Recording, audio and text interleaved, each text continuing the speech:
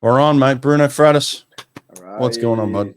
We're back here, man. Good to see you. It's been a while, eh? Yeah, it's been a long time, man. You've been in Brazil for a couple of months, maybe? Yes, I've been in Brazil for the last month and a half. So if my English sounds awful, you're gonna help me out with the editing here.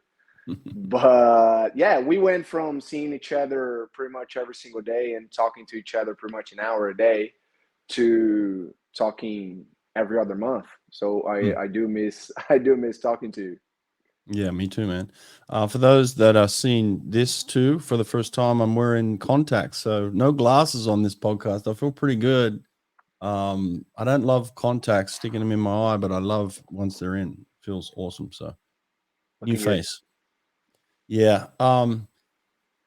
Explain to people our relationship. I'm closer to you than any other athlete I've ever coached, obviously, and I consider you an athlete of mine, but I consider it way beyond that. Like we're friends, and we're um, on a deeper level. It's kind of like a brotherhood, So, like, explain to people our relationship so they understand it.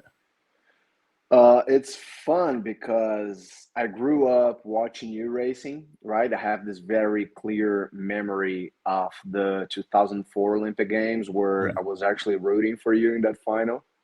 So you were one of the swimmers I grew up watching and looking up to. Also, you coached a teammate of mine and a national hero of ours in Brazil, Cesar Cielo, to his best swimming years. So after being a swimming idol of mine, it became like a coach I kind of idolized. And then having the opportunity to train with you, I think you were the coach who gave me the opportunity of becoming the swimmer I wanted to be, right? Mm. So just to make clear the level of respect I have for you. And with that being said, after years of coaching athlete of coach athlete relationship, I think we develop this pretty cool friendship. Yeah, so there's friendship, there's respect, and there's a lot of gratitude from my end because yeah, for everything we accomplished together. Yeah, and I've had close relationships with a lot of my athletes who've been very successful, and I think there's a need for that in a lot of respects if you want to be the best. Like I think of Mel Marshall and Adam Peaty. I mean, that's beyond coach athlete. You know what I mean? Like it's very similar to what we have, and I think over time that develops. But I also think in a way it's necessary for that type of success at that level. Caleb Dressel and Greg Troy at one point. So there's this bond between athlete and coach that goes beyond just the X's and O's, what's written on the paper. See you in the morning, see you in the afternoon.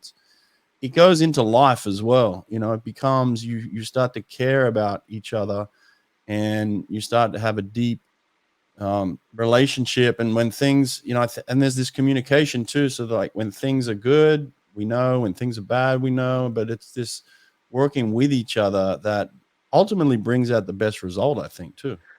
I mean, these are just two people fighting for the same goal, right? That it's by any means any small goal. So when you're working day in and day out to pretty much conquer the world, becoming the best in history, the best in your class, it's gonna go beyond the that type of corporate professional communication. You're digging into the human being, into the hopes, the dreams, and all the struggles. So if you develop this friendship assigned from the swimming pool, I think results tend to be a little better. Because in the end of the day, we're all human beings, right? Working for something common. Yeah. So in the lead up to most Olympics in the past few cycles, we've had a very close relationship and we've been together. This one hasn't been any different, but this one's been a challenge, it's been a struggle. And then obviously in the last couple of weeks, you finally came out and made a decision that you weren't going to compete in Paris. Talk to us about the lead up to the last few months, kind of the things that you went through, and ultimately the decisions you made not to compete. Yeah, and fun facts that you were one of the first people I talked about it, right? And it's fun because depending on what type of conversation I want to have with you, I start the text with either Brett or Coach, right? So sometimes the text was like, "Hey, Coach, can I ask you about something, this, that," or just Brad and tell you about something. It's something I do automatically. But yes, I had to cut my fourth Olympic chase short, which was an easy decision. But I think that right now at this part of my life was a very necessary decision, right? Time to maybe prioritize other aspects of life, such as my health, my family, my relationship with my friends, things that I've been neglecting for, I didn't want to say neglecting, but these aspects haven't been priorities, right? So I always had this type of, I'm going to call it tripod, right? I had this 3 things I had to check in order for me to keep racing, keep competing. I had to be healthy, I had to be competitive, and I had to be happy with what I was doing. And in this last months, I wasn't either of the 3. So I obviously wasn't healthy because of all the surgeries, all the pain, all the range of motion limitations I was having. I was definitely not competitive because I wasn't racing, I wasn't training like I used to, and that made me not being as happy trying to swim and trying to be competitive, because at some point, just keep trying and keep pushing and keep being resilient can start hurting you a little bit. Obviously, by default, what Olympians do, we're just resilient, right? That's just what we do. We just keep overcoming struggles and we keep pushing harder and harder, keep pounding every day. But at some point, it just makes the human being behind the athlete suffer. So I got to the point where I was getting very anxious just to park by the pool. I do think I trained in one of the most beautiful swimming pools in the world in Coral Springs, South Florida. And even then, I was feeling very anxious just to go training, just to get to the workout. And sometimes I'll just try to swim and I'll keep, every single stroke would hurt and I'll just feel miserable doing it, to the point where I may or may not have just start bawling and crying inside the water while I was trying to get a decent effort out of that workout.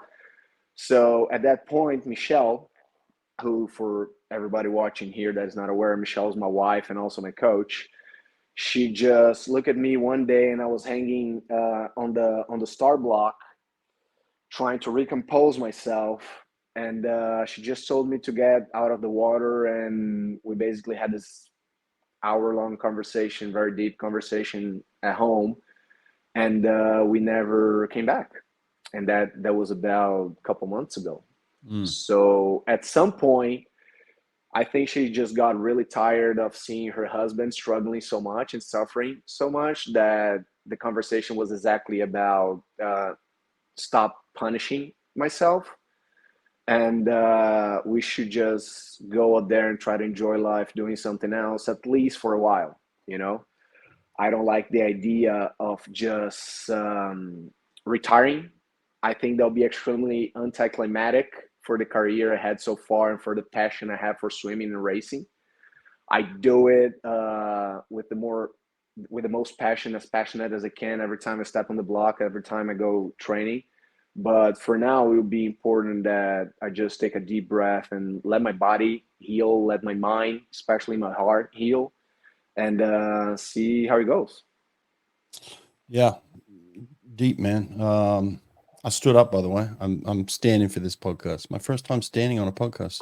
You should put a treadmill, man. What about a treadmill and start like jogging? Working out while we're doing podcasting. Yeah. Listen, I want to talk to you about injury because I think it's an important subject, and it's one that you are an expert in now because you've had some injuries. You've got a deep understanding. you know, It depends. the thing actually I It love about depends you on as the a angle. professional. It depends Huh? on the angle you look at it. If you, I mean, I've Right. gone through enough injuries, but if you think that I wasn't very much able to avoid injuries. No, So no. That's exactly what I want to talk about. And I think as you know, I always tell people you're the most professional athlete I've ever worked with, and I think the professionalism has come over time. And what you've always done is, if there's something going on with your body, which is your body is your mechanism for performance. Your body is your temple. Your body, you know, it's your F1 car. However you want to look at it, I see you as a mechanic of the highest level, of like a deep understanding of and you want to learn everything about this mechanism, this machine. So if there's an injury, you go deep into injury. If there's nutrition, you go deep into that. If there's power and speed and performance, you go deep into that. So I think you're an exceptional coach. You could be an exceptional swim coach because you have a deep understanding of speed. You could be a great nutritionist. You could be a strength and conditioning coach. I mean, you've just gone deep into everything. When I have conversations about you, I'm like, you know way more than I do about the totality of sprinting and performance. And I love the conversations we have. But in terms of injury, let's say this. You're right. Like, I think there are sometimes you look at someone and you're like, oh, that's an injury waiting to happen, right? Like you look at it and it's just repetitive and it's just like, it's bad technique, it's bad. That wasn't necessarily you, you know. Maybe as a younger athlete, you probably could have done some things better, and over time you learn that. But your first injury came after you were already swam at the Olympics, right? In 2012, yes. you already finished fourth. You went back and you did go back into training to get better and you know, find a way to be, you know, go from fourth in the world at the Olympics to finally getting on the podium. And within that year, there was that first injury, right? So tell us about how that one happened. First of all, I'd like to start saying that I'm obviously not Flohaman Adu. I'm obviously not Caleb Dressel as far as talent goes. I do think that for you to get an Olympic final, and obviously 3 Olympic finals in a row, you do have to have a little bit of talent. Mm, But I consider myself a product of hard work. mm, Um, I do think I had to work a little bit harder than everybody else and to study a little bit more than everybody else because of all the background you already know about, you know, and I was never into big programs throughout my career. And also, when I had the age to go to college, like around 17, 18, I wasn't even fast enough to be recruited, right? So I started to get really, really fast by the age of 22, 23. That's when I went to the Olympics. So the way I found to be successful in swimming, it was to become a master of my craft. mm, And to do so, I had to study, even if not officially, right? Because I didn't become a psychologist, I didn't become a nutritionist, I didn't, it wasn't like formal education. But I did have to research a lot about nutrition, psychology, biomechanics, and physiology, everything I mm. could get my hands on because I wanted to understand, and I wanted to understand and be able also to discuss with my coaches and my team how we would get where we wanted. So that being said, uh, getting out of the 2012 Olympic Games, I already had before small little tendonitis on my shoulder and a little pinch here and there. And what happens that my doctor explained to me is that the bone structure, you know, that ball and socket Mm. structure on my shoulder, it's a little shallower than it should be. So that's why I end up hurting my shoulders, especially being a swimmer who tends to overextend my stroke. So that's why I end up getting hurt. So I always had this little pinch, this little inflammation here and there on and off. But after the 2012 Olympic Games in London, and I came back home extremely frustrated with my fourth place, especially the way it went. You know that me and Caesar, we always had this small little passive aggressive rivalry going on, right? Which I look back dearly now, and I don't think I would have been so successful without Caesar at some point in my life. I think that Working with him pretty much daily made me a better swimmer, a better competitor in the end of the day. So that's something else I'm also very thankful for. But having lost that final for 200ths of a second right behind him got me extremely frustrated, and I was pissed off. And we always talked about in our program about being pissed off for greatness. That's something we always talked about, and a term I really loved because that used to fire me up like nothing else. So getting back home, I started to giving 110, 120, 130% at every single practice. And I started to ignore some small signs of fatigue and pain that my body will give me, right? I thought I had just to overcome that pain, that injury, that limitation, that fatigue in order to be a better swimmer. I mean, I did get faster, but at a cost. I cannot tell how things would have been different if I would have done different, but I know that I did get faster, but at a cost that I had to pay later on. So, and some of that pushing and evolving was not only just in the pool, but it was in the gym too. Like you felt like I got to get back, I got to get stronger. So you went in the gym, and the first injury was a pop in the shoulder, right? Yes, I had a pop in my shoulder. My left shoulder dislocated when I was doing a snatch. And I was already I remember that day I was already very tired. I was in so much need of taper, but I decided to go up in weight because I thought I need to get stronger. And I was pushing myself in the gym, in the water. I was pushing myself mentally every single day, So, when that voice comes in your mind telling you you need a break, you need to rest, I'll just shut that voice down and keep pushing. So, and it was the first time I was living outside of Brazil. Back then I was living in Italy. So it was kind of an emotional struggle, as well as I was learning how to take care of myself in a different country, in a different language, different culture, and different type of program as well. So everything was new. And I think that most injuries, they're also somatic. So is that how you say somatic? You somatize?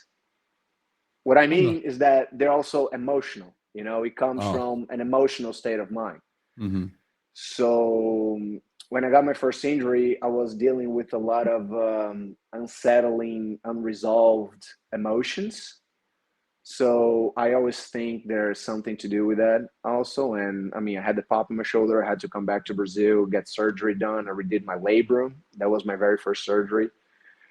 And that's when, right after I rehab from this surgery, that's when we started to work together in 2014.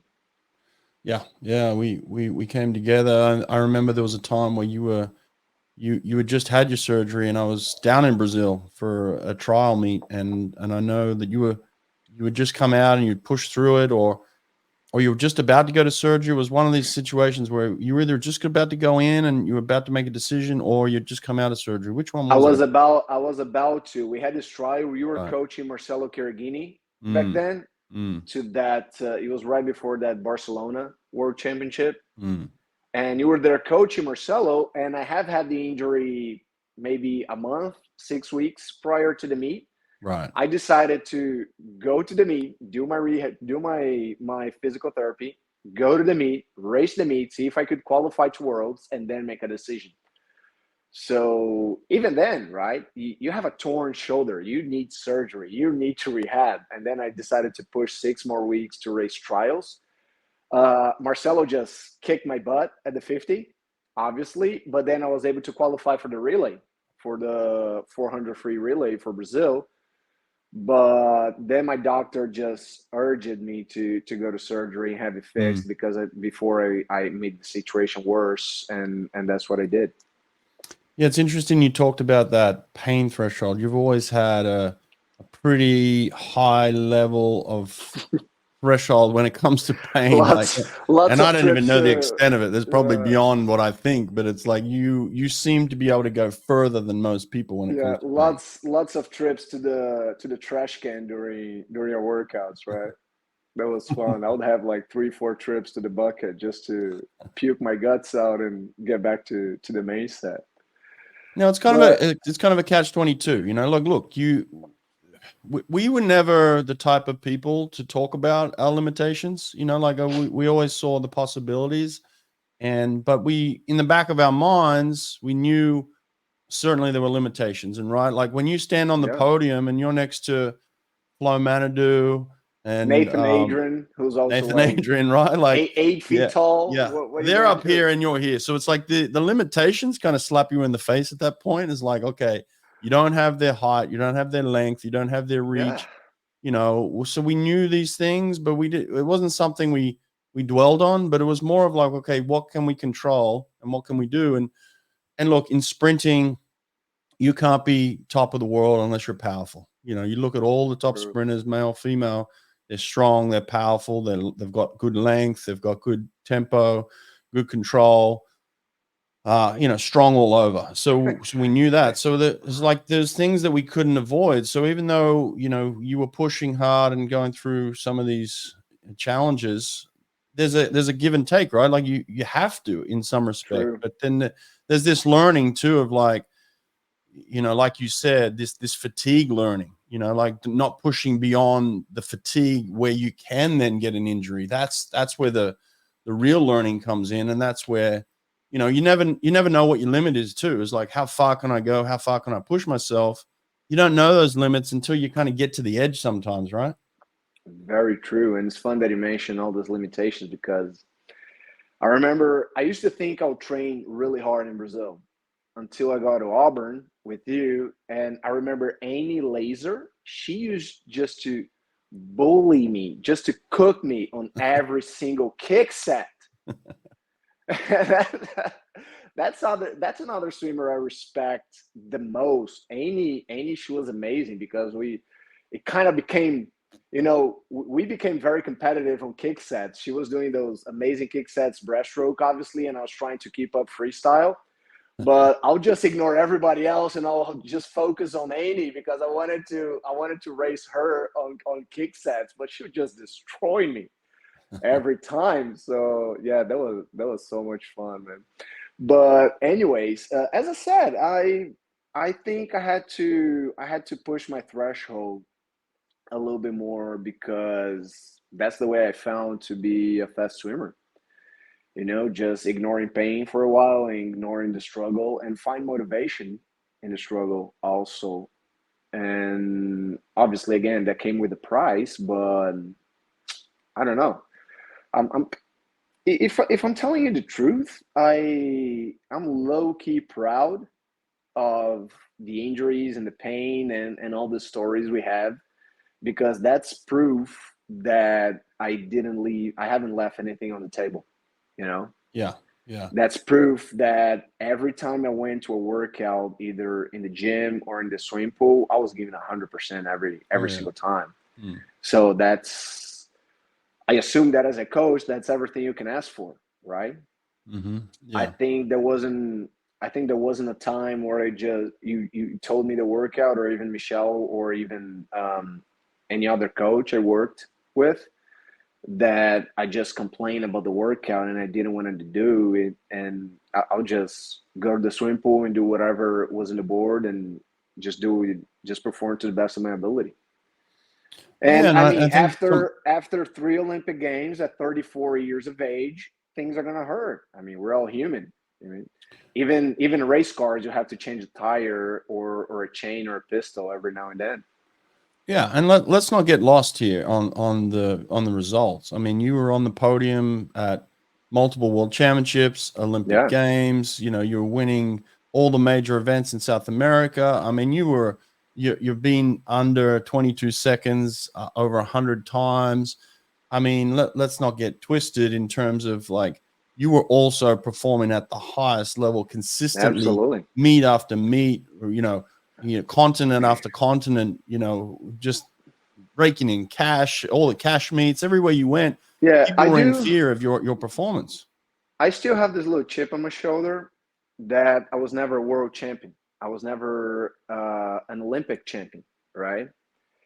But also, if you look back, I was racing at the very beginning of my career. I was racing Cesar Cielo.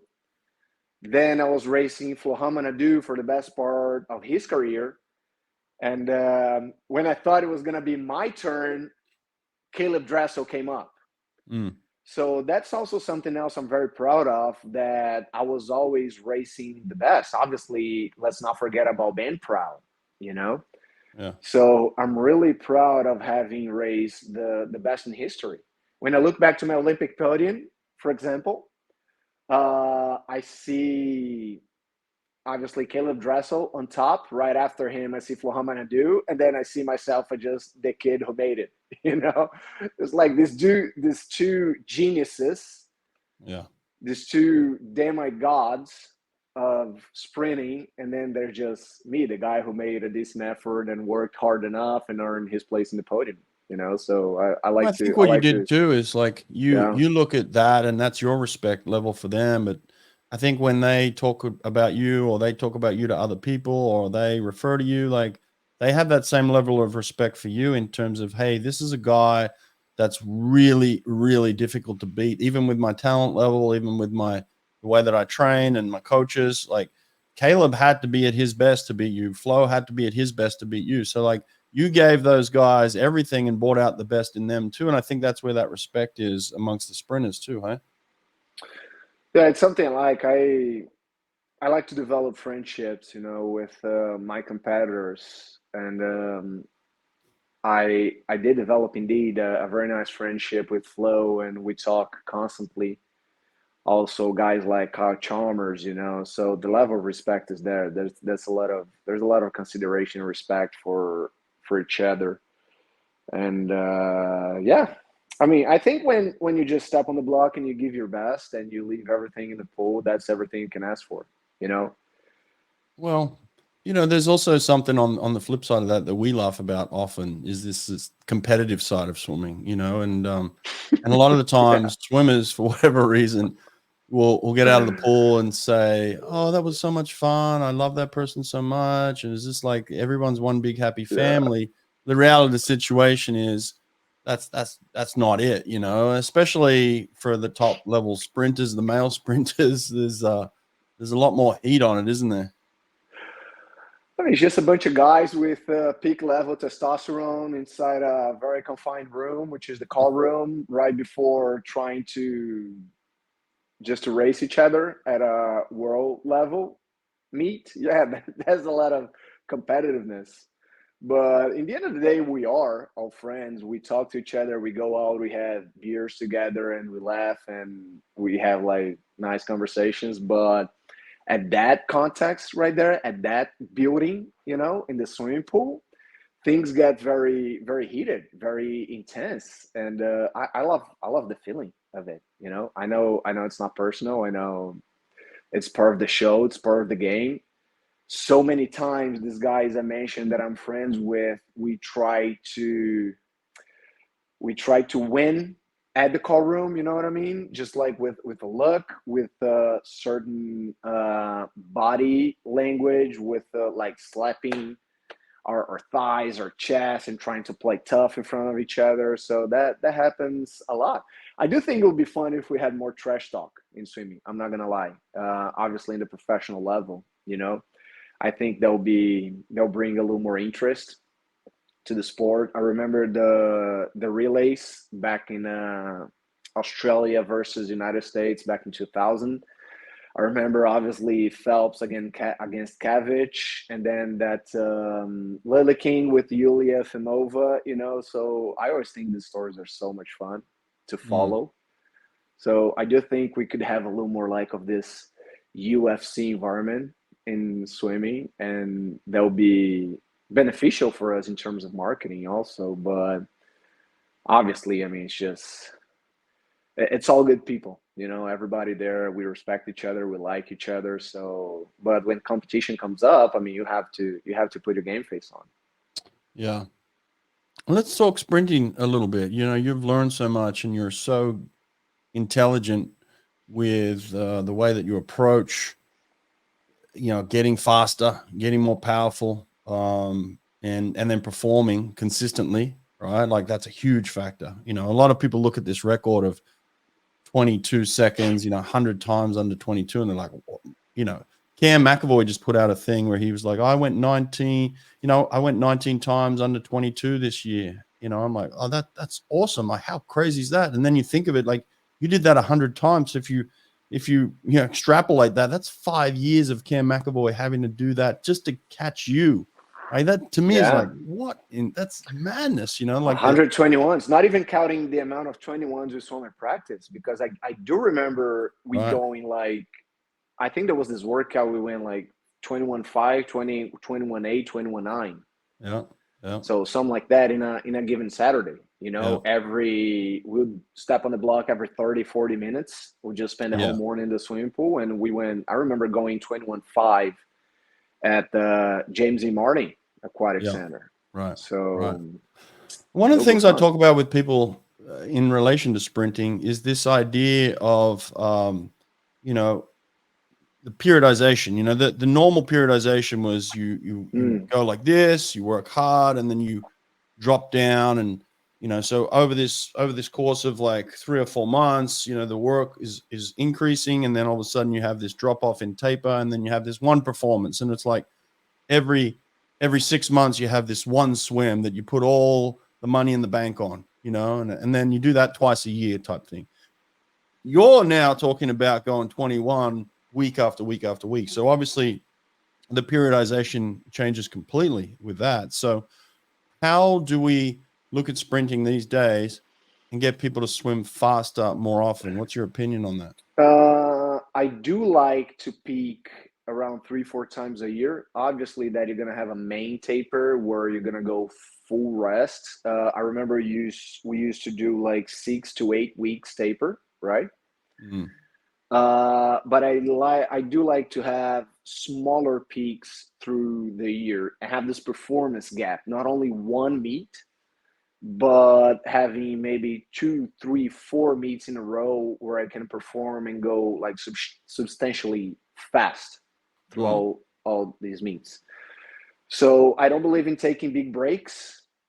I think in Brazil, we have a culture of every single taper, athletes just go out and take 3 weeks off. I think that's a terrible idea, because you could use that shape you're in, that performance level you're in, to stack up more work and maybe have like a 3 to 5 day break. Obviously, you need maybe a month without doing anything at some point in the year, but not taking 3 to 4 weeks twice a year. You know what I mean? Yeah. Also, the way I like to see sprinting in swimming, for the 50 freestyle especially, right? Because that's where I have the domain. That's where I have my expertise on. Psychologically, I like to approach it as a sprint, but in terms of physiology, it's not a sprint. It's an endurance race. The question here is what type of endurance we're talking about. So the 50 freestyle, it's not a aerobic endurance, but it's lactate endurance, it's lactate tolerance endurance, and strength endurance. So that's how I like to train for. So it's about holding that level of strength, efficiency, and being able to tolerate those high levels of lactate throughout the end of the race.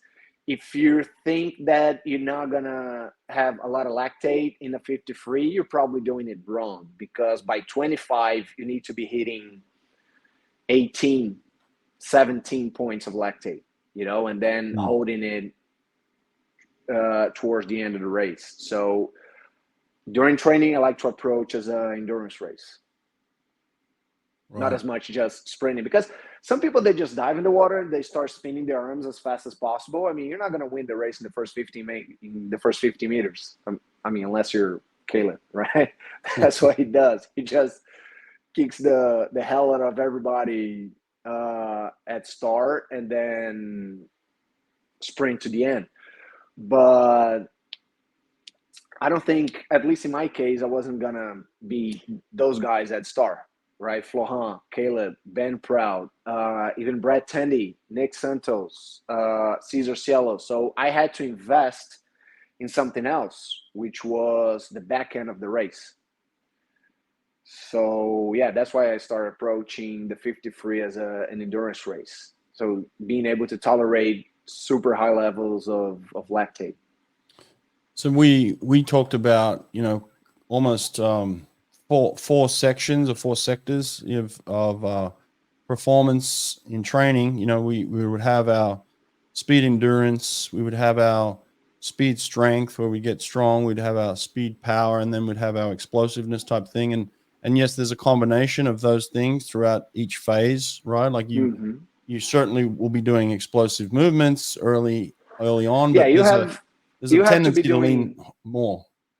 Yeah, you have to be doing explosive stuff throughout the entire season. If you don't sprint even if on the very first day of your program, of your cycle, you're gonna lose that ability. So in the beginning of the season, I remember we were sprinting once a week, and later on we would sprint twice a week, and then 3 times a week, till it got to the point where everything we do was just sprinting. But lately I was training 0 to 15, 15, 25, 25, 35, 35, 45, and then 45, 50. So I was training 5 sections of the race. And that's how I was dividing my workouts. It was basically neurological work, which was 0 to 15. So I was training my capabilities of sprinting and the recruitment level of my synapses. So just the ability of firing my muscles as fast as I could. I'll call it short sprint. Then I'll train long sprint, which was basically 15 to 35. 15 to 35 gives you about 13 to 14 to 15 seconds of effort, depending how tired you are, depending what type of gear you have on. And that's gonna start increasing lactate, right? For the first part of it, 0 to 15, you don't want to produce any lactate. It has to be instinctive. From 15 to 35, that's when you start bumping lactate up, because if you're not producing lactate, you're not producing power either. You're stuck in aerobic capabilities. You have to be working on glycolytic capabilities. You have to be using glucose to produce power, and that's going to spike lactate.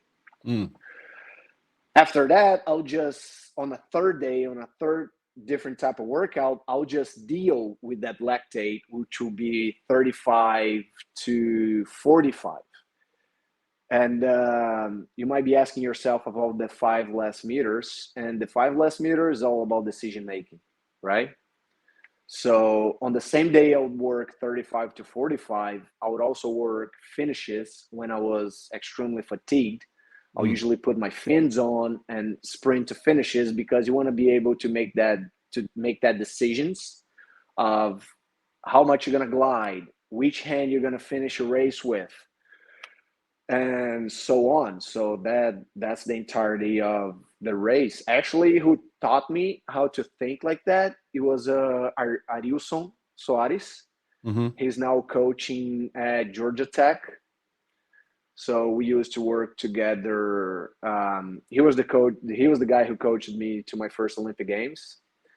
So back in 2010, 11, 12, he was already developing this type of mentality around the 50. And I was just using everything I learned with him, and obviously with you, and try to put together and develop this type of work for the 50. Yeah.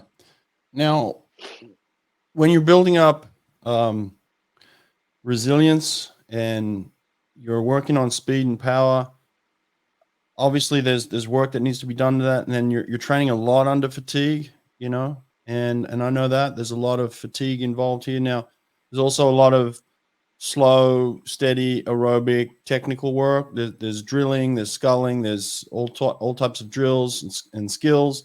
there's a low level aerobic work as well. So that's coupled in there. So let's not get lost on that, right? That's part of the program. So it wasn't like you were swimming, just speed work and getting out after 1,000 meters. You're swimming, anywhere between 2.5 to 4.5 thousand meters a workout, just based around the fact that there's a lot of slow, steady swimming, a lot of drilling and stuff like that. So there's still meters involved here. But that wasn't we didn't add the meters for the sake of the meters. We added the meters for the sake of like, well, how much work did we do and how much work did we put around that, right? Yes. How much work can you tolerate? As you said, we were not just adding yardage and meters for the sake of it. We didn't have a goal as far as distance goes. We had, as long as the workout was being productive and as long as I had technical maintenance, if that makes any sense, until I was maintaining my stroke, good technique, we'll keep going. So if I do 4,500 meters of a workout, there'll be 4,500 meters of pure quality, But if for some reason my strokes start to fall apart at 2,000 meters, that's when we'll cut the workout. Right. Yeah, there's definitely, a sense of recovery is absolutely needed when it comes to speed, maintenance and stacking speed on top of each other. That's the whole recovery piece of this as well. That's important. Now, when there is fatigue, we would add equipment, right? Like, so we do love fins and paddles, or fins on their own, or just paddles on their own, or whatever it is. Parachutes, resistance type equipment. We're going to build resistance, but we're also going to build you up. So in terms of like sitting high in the water and being long and powerful and working on technique, those instruments were important for that as well. I think so too. It's the same principle you use in the gym, right? You want to get stronger, you have to use progressive overload. So that's exactly what we're doing in the water. You're not going to get stronger. You're not going to develop like raw strength and power if you don't use overload. You could doing that. If you think about the physics of it, you could do that just sprinting, just trying to pull the water faster, because the tension around your muscles will be pretty much equivalent. But then you have a physiological side effect that you're going to be tired all the time. You're going to be all the time high in lactate. So you had to reach different energy sources. So you have to use some gear. Yeah. We're getting close to the world record. You were 21.2 at your best, or you never went 21.1? 21.2. No, 21.2 back in 2017. 21.2, yeah. So how did you feel about the world record being 20.9 in a suit, knowing that, Caesar and Fred, I think that their best was 21.3 without the suits, which is still blazing fast, but like you got to 21.2. How did you justify that in your mind of like, well, I'm faster than they were, but at the same time, I'm close to the world record, but how do I get to it? Like, were you stuck in that, trying to figure that out? Yeah, it is what it is, man. Some things you just cannot control. That's one of them. But I do think this world record's falling this summer. The obvious answer will be Cam McAvoy, because he's been justifying with fast swims, this expectation. I would love to see Caleb Dressel breaking this world record, because he's been so consistent over the years that I'd love to see him breaking this one more world record. I think it's just a perfect match. Caleb's such a fast swimmer, such an exciting swimmer to watch. Having him as the world record holder of the 50 will make total sense. I also have to go with my heart here, and I'm trying not to be biased, but if I see Flo breaking this world record, I'll be ecstatic also. So I don't know. I'm just a fan now. Since I'm not competing, I'm just a fan. I'm gonna behave like a fan. So I would love to see this world record fall this summer. Now you're going to be in Paris, hey? You're commentating?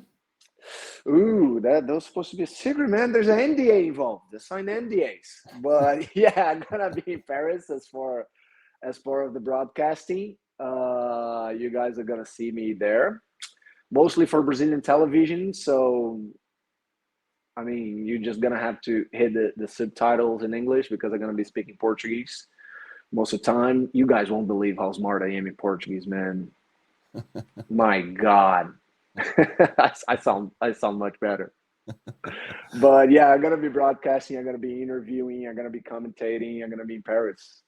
I think Wow. that the Olympic Games is something, it's just so, it's just something that changes your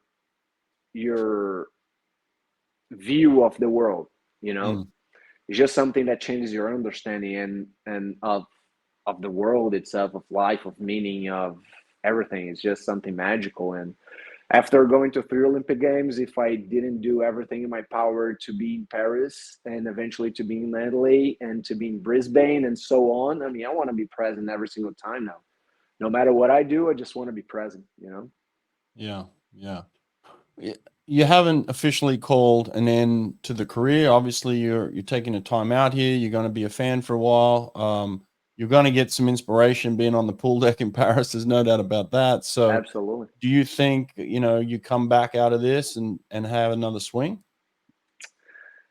So I'm in a situation right now where if I tell you that I am retiring, I'm not being fair to myself because I still want to try and I still want to have another shot, and I do want to be swimming another Olympic final because that, as I just said, that's something beautiful. You know, it's I think it's the most beautiful experience I ever had in my life is just being competing in an Olympic final, and that's when I'm at my fullest and my happiest, and just doing what I love and I know how to do. When my confidence it's at a all-time high.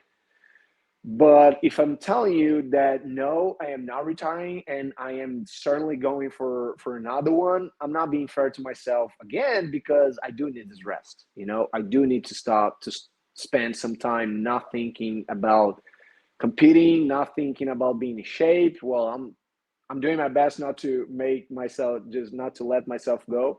I sent you today a print screen of my scale, right? I'm at Mm. 205 pounds right now, which Wow. means almost 25 pounds over my racing weight. Wow. But yeah, anyways, I do need this break. You know, I do need to stop thinking athletic performance 24/7.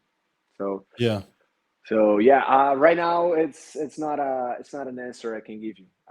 Yeah. No. I just Well, gonna take some time and whatever happens happens. If someday I feel the itch to get back to the pool and swim and sprint again, if my shoulders let me, if my knee let me, and if my brain let me, I'll be glad to do so.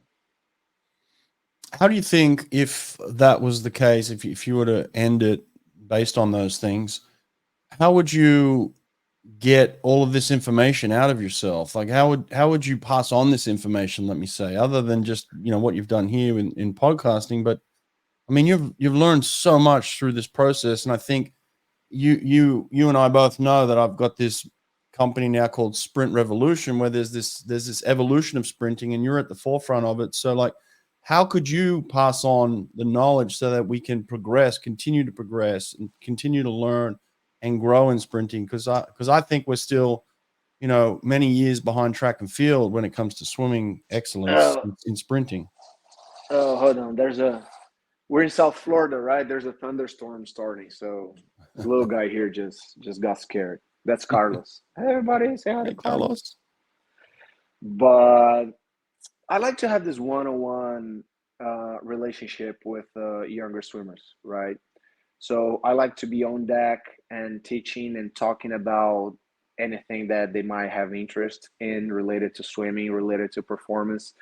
I do a lot. I've been doing a lot of clinics, a lot of talks in Brazil, but also I think that I mean, I think that clinics are the best way for you to pass on and try to impact a larger audience, right? I love the clinics. I have a lot of fun doing them. Also, at some point, I would love coaching. I don't think I'm at a point right now where I'm ready to start coaching. I'll need some more time to study, to put everything that I've learned down, and write everything and organize my thoughts and develop a method. But yeah, clinics will be a great way of doing so, and also eventually, who knows, in the near future, start coaching. Also, because the best way of learning something is teaching it, right? Yeah. Yeah. So the best way of developing yourself, it's giving. Yeah. So just serving younger athletes and helping younger athletes develop will be something that I'll take huge pride and huge responsibility in. Yeah. Well, listen, man, I'm sitting on the other side of the fence. I've been this guy that has loved being part of your journey and watching your career and watching the experiences. I've struggled to see the pain that you've gone through. So there's that part of it. I've also been really excited in terms of the future of like you and I getting together on this and saying, hey, let's take on the world of sprint and let's like unite and do clinics together all around the world. So if there's anyone listening to We this and they want, should. We yeah, should. if they That's want Bruno that and Brett to be that would doing be clinics fun. around the world together and doing conferences or whatever it is, like us two Absolutely. uniting on this thing and sharing our knowledge, go to bretthawke.com. There's a little form you can fill out, put it in there. If we start getting these in, I'm going to start sending it to Bruno and be like, hey, Bruno, we got That something here, man. We got to yeah. travel the world together. So that's what I would want to do. Absolutely. Also we have some fast friends, right? We could Oh yeah. invite people and make it a whole event. But Yeah. yeah, Yeah. that'll be awesome, man. That'll be a lot of fun. Yeah, if anyone wants Bruno and Brett and friends to come and do clinics around the world, we're open. So bretthawke.com, fill out the form. Let's get something going, man. Pull Bruno Awesome. out of swimming for a while, Let's do Let's it. get him Let's sharing do it. info. So I'm man, this has down. been cool. It's good to catch up again. And man, you're gonna have so much fun in Paris. I'm going to the US trials. Okay, let's do a prediction here. Who goes 1 and 2 in the 50 at US trials? I mean, obviously your money's on Oh, Caleb. Who's the that's a two spot? no-brainer. Caleb and Michael. Michael Andrew? Michael Andrew. Yeah. Oh, okay. Caleb and Michael Andrew.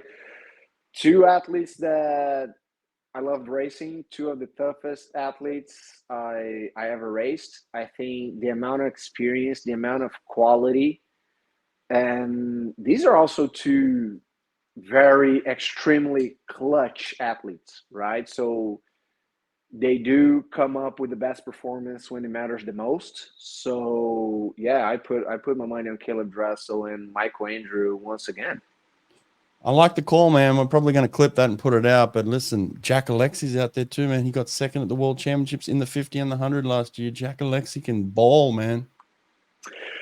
I mean, he can obviously, but as I said, I'm just a fan right now. I'm going with my heart. Yeah, yeah. I'm betting on someone. I'm betting on someone that has shown quality over the years. Had a tough patch, which is Michael. But I truly believe in his power of overcoming. That doesn't mean I'm rooting against anyone. I just would like to see a great athlete and a very good friend of mine succeeding once again. That's all. Yeah, it's hard. It's hard when you make predictions like that. That's why I came out and said I It's thought, hard, Brett. It's hard when you're friends to these guys. yeah, I yeah, always gonna bet on my friends. I don't have yeah. you have to be balanced and partial here. I can No, I just don't. I say don't care what whatever. people say. Just put it out there. I But can just say whatever I want, man. So yeah, I'm rooting for my friends, I my don't know. true I friends. put it out there. Kyle Chalmers is going to win the 100 in Paris. I put it out there. I would not answer for myself if Kyle Chalmers win the 100. I think I would just jump in the swimming pool because that will make me nothing will make me happier, honestly. Kyle, it's one of the most exciting athletes to watch, if not the most. The quality of his anchor swims in relays is something that I'll honestly pay pay-per-view to be able to watch that. World Aquatics, if you're listening to it, if you're watching, start charging pay-per-view for Kyle Chalmers swims, because it's worth it. I'll pay money to watch that guy anchor a relay. I'll pay money if he wins and you're standing by the podium with flowers and then you run up and give him a kiss on the podium. That's what I want to pay for. That'll probably get me fired from my broadcast job, so I would not do that. Let me make clear, I would not do that. I can be professional, but I'll be celebrating. Maybe a small little fist to the side. I'll be celebrating. Yeah, cool. It'll be fun, man. Well, there's gonna be some fun swimming ahead. What do we got? We got French trials coming up here soon. We got the Australian trials coming up next week. We got the US trials coming up, and then Absolutely.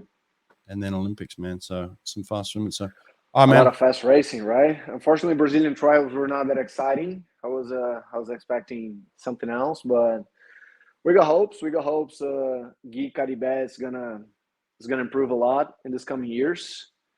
I think Paris is gonna be the perfect opportunity for his Olympic debut.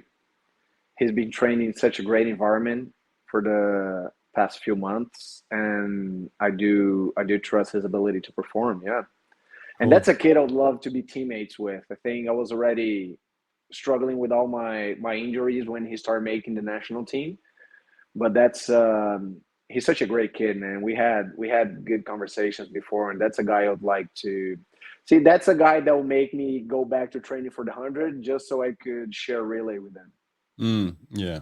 That's the type of teammate he is. Wow. Well, hopefully he keeps progressing, man. He looks like he's on a tear, so that's good stuff, and we need that. We need that in Brazil. Absolutely. Feels like we made Absolutely. progress in the last 15 years, and now all of a sudden it feels like we're taking a step back in Brazil again. So hopefully they can figure it out. And I know he can carry the tradition, all right. He's gonna be good. Cool. All right, man. We'll talk to you later. Talk later, bro.